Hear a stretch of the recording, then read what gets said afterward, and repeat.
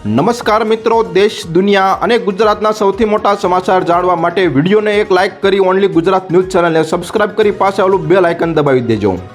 પશ્ચિમ બંગાળમાં ચૂંટણી બાદ હિંસાની ઘટનાઓ સતત વધી રહી છે।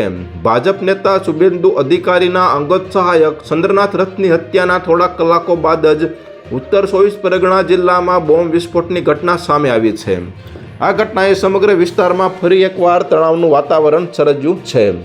મળતી માહિતી અનુસાર પાનીહાટી વિસ્તારમાં આવેલી સ્ટેટ ઝેવિયર્સ ઇન્સ્ટિટ્યૂટ નજીક અચાનક બોમ્બ વિસ્ફોટ થયો હતો।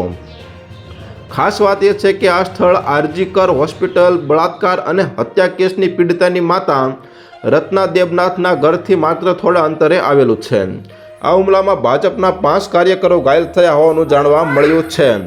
તમામ ઘાયલોને સારવાર માટે આરજી હોસ્પિટલમાં દાખલ કરવામાં આવ્યા છે। ઘટનાને લઈને સ્થાનિક લોકોમાં ભય અને ચિંતા ફેલાઈ ગઈ છે।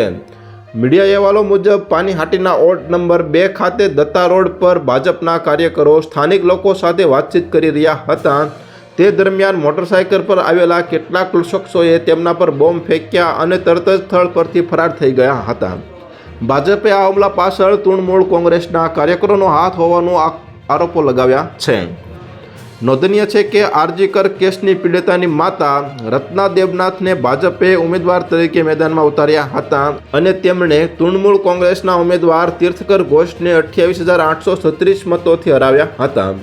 ઘટના બાદ પોલીસે સમગ્ર વિસ્તારમાં ચુસ્ત બંદોબસ્ત ગોઠવી દીધો છે। પોલીસ અધિકારીએ જણાવ્યું કે હુમલાખોરોને પકડવા માટે તપાસ તેજ કરવામાં આવી છે।